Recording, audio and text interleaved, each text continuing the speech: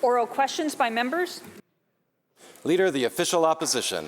Thank you, Mr. Speaker. Mr. Speaker, the Premier's reckless decision to decriminalize hard drugs without the proper guardrails has exposed our communities to open drug use in public areas, in parks, beaches and playgrounds without any controls.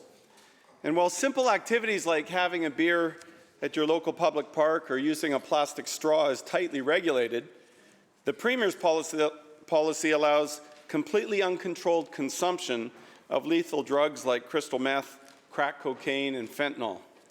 Neighborhoods, as a result, are being plagued by discarded drugs and drug paraphernalia, forcing families to worry about their children stumbling upon needles in parks, beaches and playgrounds.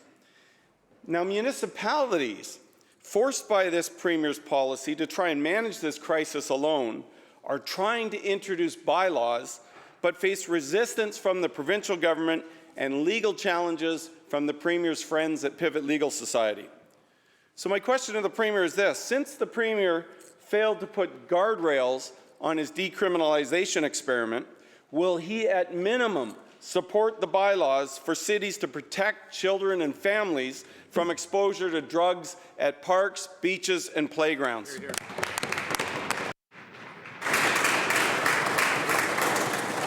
Minister for Mental Health and Addictions. Thank you, Honourable Speaker. And I thank the member for the question. I just want to go back to the work that was done, in fact, to prepare for the process of decriminalization and the exemption that we received from Health Canada, which was an answer to a call that had been made by municipalities, by public health officials, by people on the front lines, by clinicians, in order to work towards destigmatizing drug use so that we can better support people in accessing care and support. I want to remind all of us that that is the objective of decriminalization.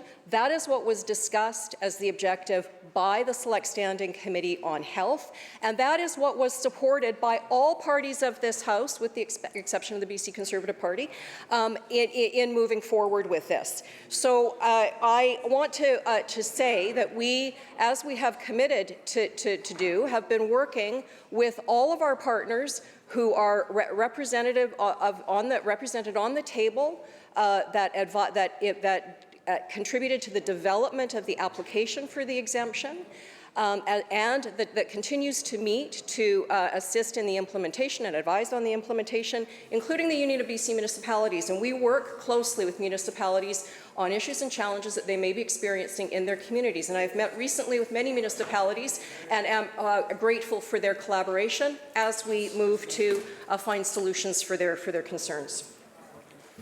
Leader of the Official Opposition. Well, thank you, Mr. Speaker. Well, the problem is there was a federal letter of requirements that had very specific things that were supposed to be in place called guardrails that none you have implemented. Mr. Speaker, it was the Premier's decision to plunge ahead with this decriminalization without the proper guardrails that were supposed to be in place that have exposed families to open drug use in beaches, parks and playgrounds without any controls whatsoever. Just this morning, this very morning, we see parents like Andrea Miller, whose daughter Everly found a packet of fentanyl at her elementary school playground in Nanaimo. No parent should have to live in fear for their child's life because they're going to stumble across drugs and dangerous drugs like fentanyl in their own playgrounds. No wonder that communities like Penticton, Kelowna, New Westminster, Kamloops and Campbell River are all trying to at least put some controls in place. And despite, again, the strict regulations that exist around enjoying a beer in our beaches and parks, this Premier and NDP's decriminalization policy allows uncontrolled use of hard drugs like crystal meth, crack cocaine and fentanyl in beaches, parks and playgrounds. So my question is a straightforward one.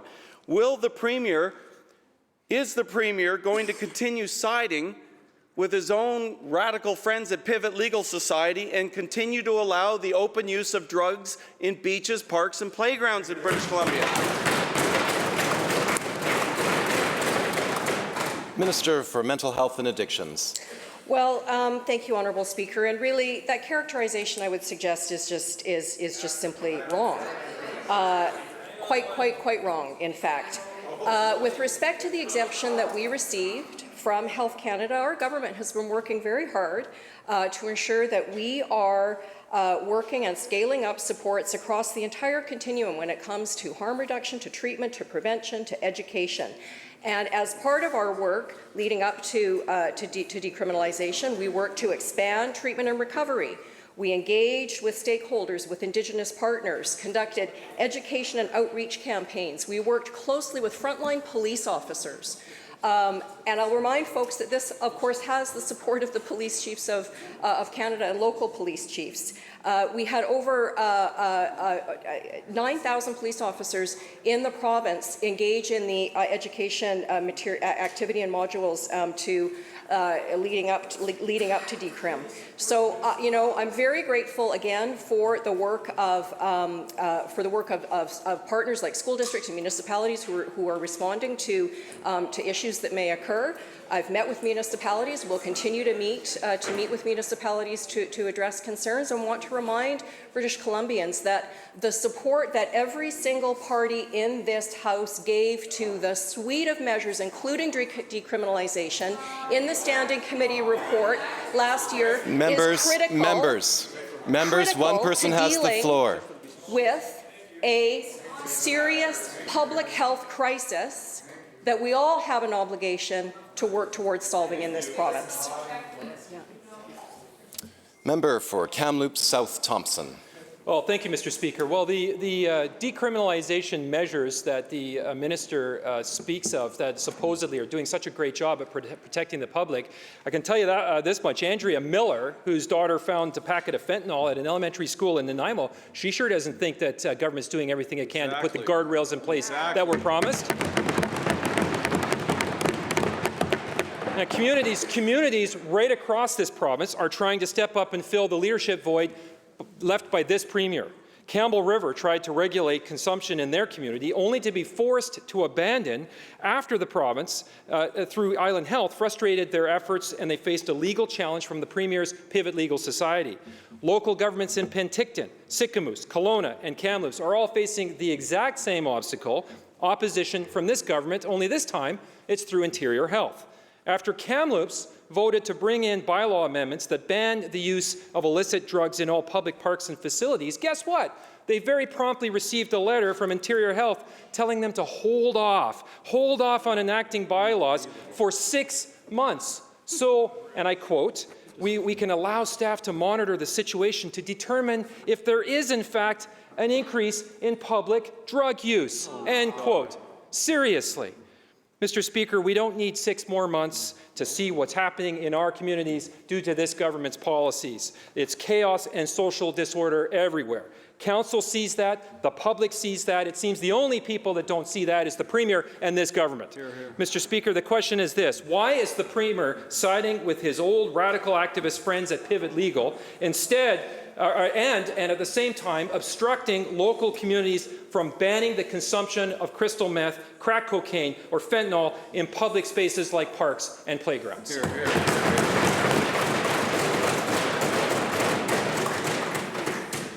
Minister for Mental Health and Addictions.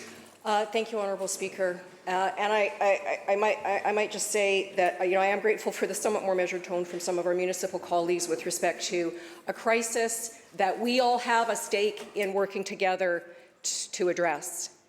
We are working with police officers, with municipalities, with health authorities, with public health, with frontline service providers in order to address a public health emergency that, as we know, results in the death of in excess of 6 people a day in this province. This is a very serious issue, and decriminalization was a very important step that was called for by police, by municipalities, by doctors, by public health, by frontline providers, in order as one tool in the toolbox, one tool in a very big toolbox.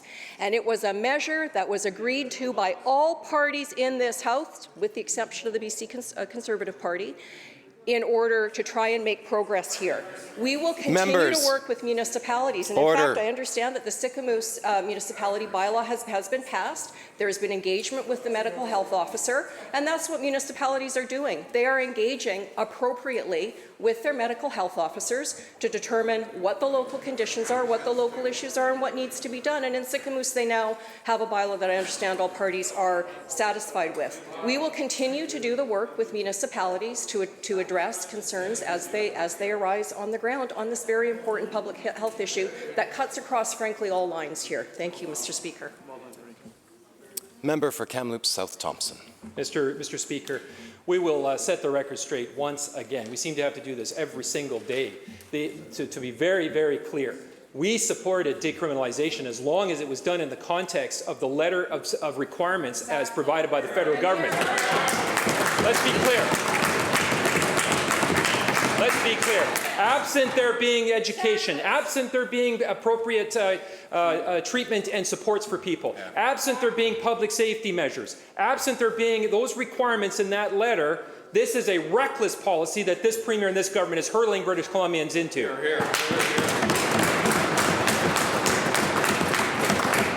Now, what local governments are saying is that there should, at the very least, be similar regulations to ban the open consumption of crystal meth, crack cocaine, or fentanyl in parks, playgrounds, and other public spaces as there is for let's say, alcohol. It's appalling that the Premier not only failed to implement such obvious and necessary safeguards, but is also actively preventing local governments from implementing those steps. Kamloops Councillor Sarai says, and I quote, "Every solution they come up with is to keep letting them use, and we keep supplying them with material to use. But the aftermath is played out on our city streets, in our city parks, and in our playgrounds." Exactly. That has to change. Exactly. We couldn't agree more with Councillor Sarai. And what Kamloops wants is the decrim guardrails that were promised by this Premier, and they want leadership from this government. Kamloops Councillor Katie Newstater said, and I quote, "What is the government's plan? Tell us. In the absence of that plan, you better believe that local decision makers are going to make decisions to hear the concerns of our community." End quote. So the question is this: how can the Premier justify his inaction, his obstruction, leaving our communities to face the dangerous consequences of his reckless policy of decriminalization without the guardrails and the public safety protections that he promised British Columbians?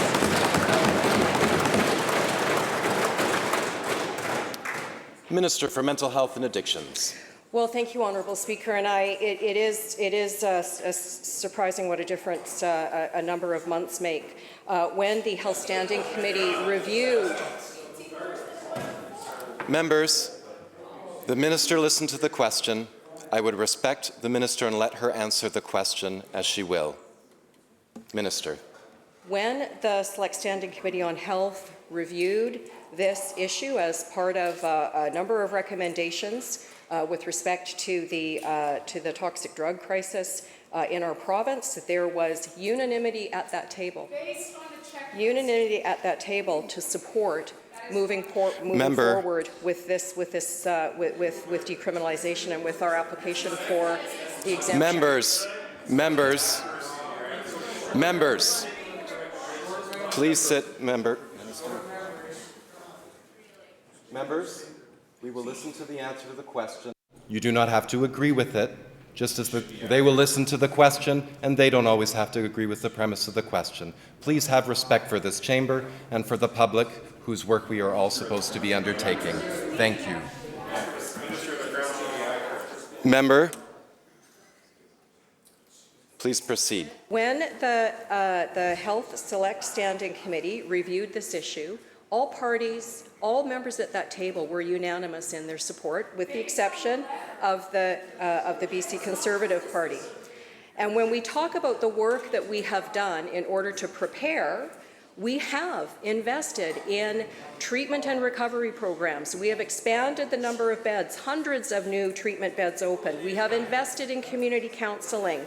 We have conducted outreach campaigns. We have worked with our frontline police officers to ensure that they are informed and educated. And we have had very excellent feedback, frankly, from all of those engagements, including our engagements with municipalities. Now, decriminalization does not change the ability of local governments to pass or amend their bylaws. Clearly, as we've seen, there is a bylaw been adopted in Sicamous. Members. Can I finish, perhaps, with the answer to the question No. that you've asked? No, it's disrespectful. Listen to the minister.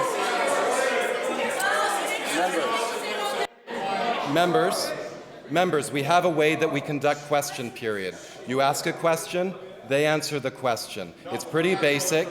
It's how it works. And so if you want to respect the process and have the more opportunity to ask questions, I would ask you to listen to the response, even if you don't agree with it.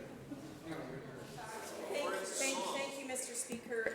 With respect to our engagement with municipalities, representatives of municipal governments, including from Kamloops, have been participating in our decriminalization core planning table since its inception. Municipalities have been there since the beginning.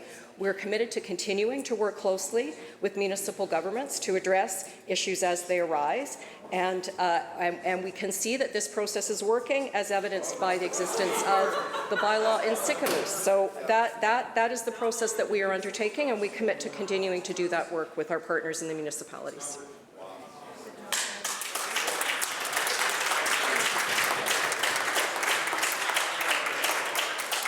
Leader of the third party. Thank you, Honourable Speaker. For the last 2 days, my colleague has raised issues related to regulation of industry in this province.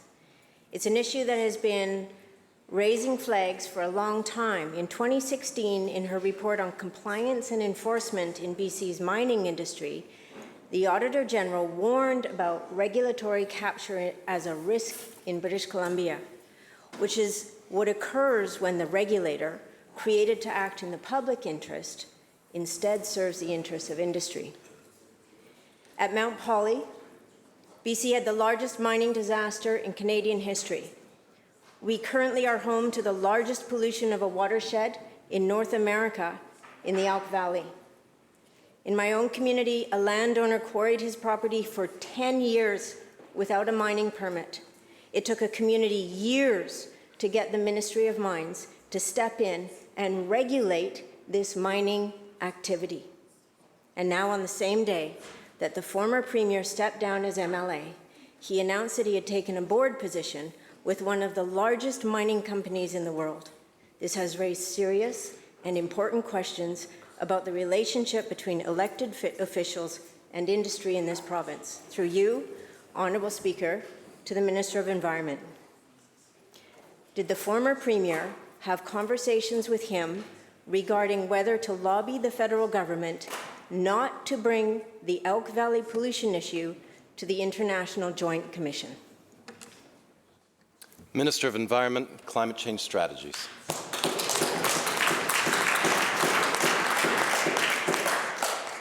Thank you very much, Honourable Speaker. The member makes, I think, a very serious allegation because the member knows and was supportive of the Lobbyists Act that was introduced by our government very early upon taking office, that any elected official that held a post in the Executive Council, any deputy minister is prohibited from lobbying members of the government for a period of 2 years. I would expect that the member has enough respect for the former Premier to understand that he, having been leader of a government that brought in such an important piece of legislation, would not violate it. The direct answer to your question is no.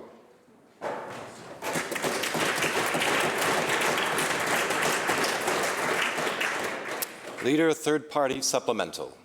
Thank you, Honourable Speaker. I wasn't making allegations, I'm asking questions. In December of 2021, the federal government indicated that it was considering referring Teck's selenium pollution in the Elk Valley to the International Joint Commission, the IJC, because this pollution is such a long-standing issue.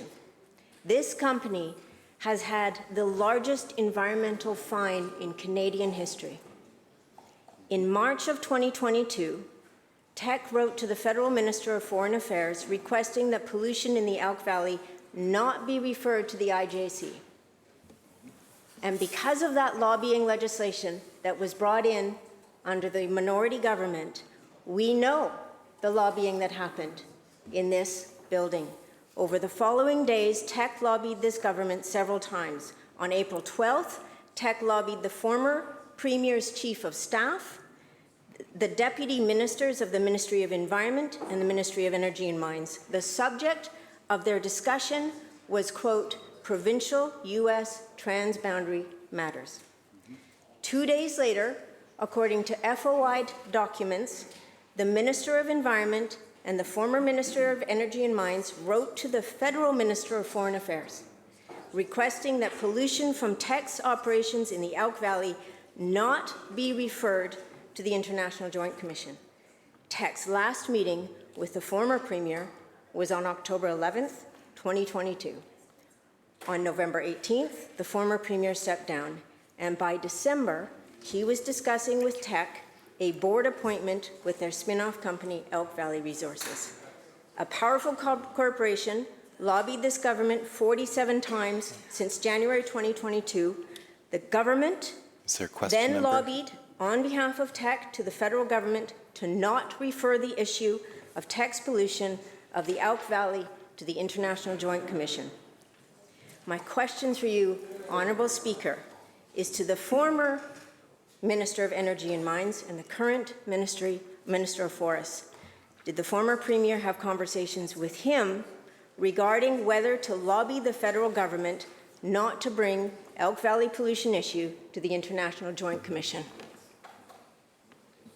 Minister of Environment and Climate Change Strategy. Thank you very much, Mr. Speaker. I've answered the question, I thought, quite clearly to the member.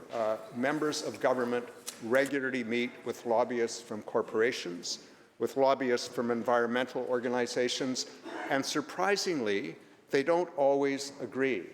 But not surprisingly, members of government, whether they are members of cabinet or deputy ministers or ADMs or executive directors, consider a whole range of important options, fact, and policy considerations in making decisions. In the case of Teck and the water quality issues as a result of selenium, there has been ongoing discussion with the nations on either side of the border, with the corporation, with citizens in the area, with governments south of the border, as well as with academics south of the border about science-based water quality guidelines. Those conversations continue. We have recently set up an extremely transparent website to inform anyone who is interested on either side of the border of the progression of efforts to effectively treat water quality, for which by the near future, Teck will have spent $2 billion to address. It is true that their initial efforts were not adequate, and that's why there were escalating financial penalties from both the federal government and the provincial government that were huge. Those penalties send a message. Our actions to address water quality send a message. We will continue working with people on both sides of the border, as well as with Teck and now Elk Valley, to address water quality issues, to ensure that the rights of the Ktunaxa Nations are protected and the water quality in the area comes up to a standard that everybody expects.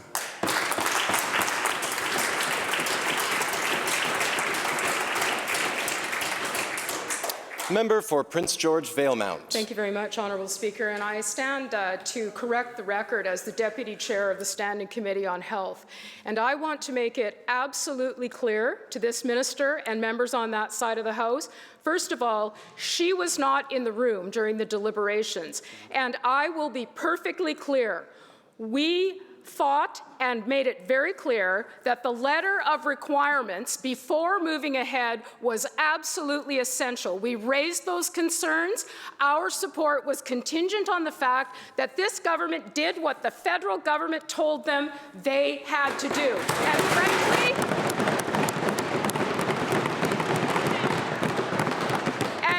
this minister knows full well those requirements have not been met. In fact, one of those key requirements is to ensure that individuals who desire treatment or other supports can access them when needed. She knows full well that is simply not possible in the region that I live in or most regions of this province. This minister needs to correct the record, and she needs to answer once and for all today, will she support municipalities who want to make sure that there is not open drug use in parks and on beaches, yes or no?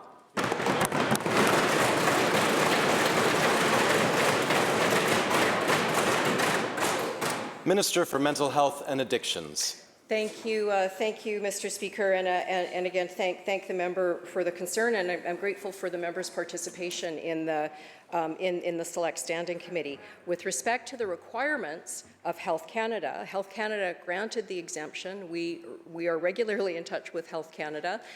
They approved the exemption. They're aware of the work that we are doing, and frankly, Honourable Speaker, we know that having inherited a system, well, a lack of a system, a fragmented collection of services when we formed government. The work that we've been doing since 2017 is to build that system, an integrated system of mental health and addictions care in our healthcare system.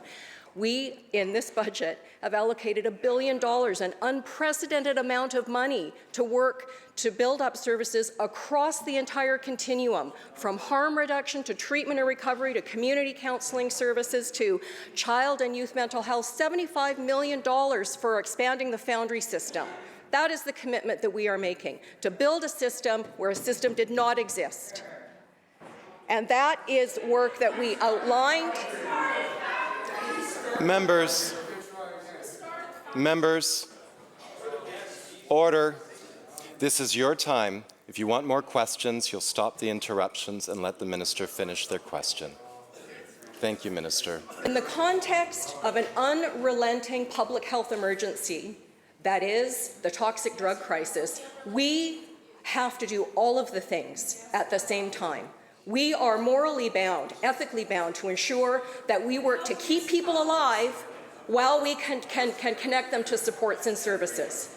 That is the critical task that was explored by the Health Standing Committee that produced a very helpful set of recommendations that we are working on, that form part of our plan, that were part of the plan that our Pathway to Hope, a 10-year mental health strategy, was based on in 2018.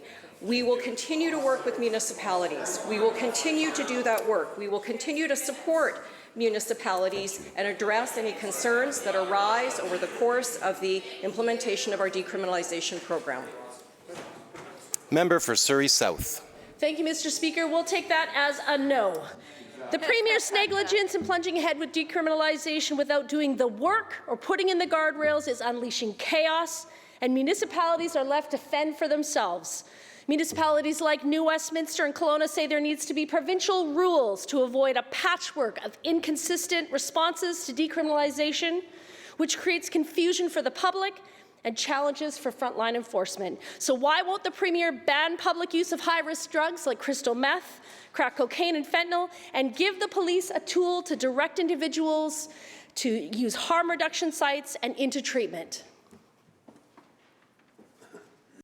Minister of Mental Health and Addictions. Well, thanks very much, Honourable Speaker, and again, thank you to the member for the question. And of course, the police have been part of this process since the beginning, and in part, the application to Health Canada for decriminalization was generated in part as a response to a call from police chiefs across the country, and we work very closely with law enforcement. They are part of our core planning table. They were part of the development of our application for the exemption to Health Canada, and they are part of the work that we're doing now. We are in constant contact with law enforcement, as we are with municipalities and all of our other partners in this important project. We had over 9,000 police officers engage in the education training around decriminalization, and I'm very grateful for the important work that they're doing and working to connect people that they engage with to care and support. So So this work is ongoing. It is really kind of it takes a sort of a whole village approach to this work, and we're going to continue to do this work in partnership with municipalities. Thank you. Member for Kamloops North Thompson. Well, thank you, Mr. Speaker. Frankly, the answers today have simply not been accurate from this minister on a wide range of fronts. The reality is, as we've heard with the letter's requirements, much of the work was not done. In fact, something as simple as a basic data set, what was supposed to be collected over the year preceding decriminalization, has not been done by this government either. Yet you're telling communities to wait 6 months to see what the impact is. What are they comparing it to? The work on the data set wasn't done. Exactly. So when things that basic aren't done, it's no wonder that communities are desperately trying to find a way to pass bylaws to try to restrict the use in parks and playgrounds of things like fentanyl and crack cocaine to the same level that cigarettes and beer are banned. Now, this minister earlier seemed to indicate that municipalities are free to pass those bylaws if they choose.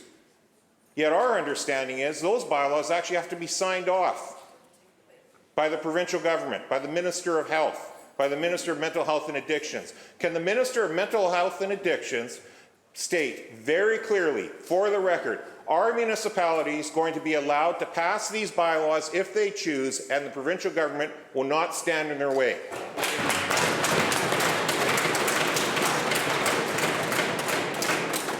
Minister for Mental Health and Addictions. Thank you, Mr. Speaker. And as I think I've said a number of times over the course of this discussion, the project of decriminalization is an important project that came as a response to a call from police, from municipalities, from frontline physicians, from our health authorities, and was supported by all parties in this House with the exception of the BC Conservative Party. And that is, we have met the requirements set out by Health Canada. We are in constant contact with Health Canada with regard to the evolution of the project, and we work closely every day with municipalities. Members, order. And I will say I'm very grateful for the constructive conversations that I have had with many municipalities over the last couple of months as we work towards addressing any concerns that may arise. We'll continue to do that work, Honourable Speaker. That ends question period.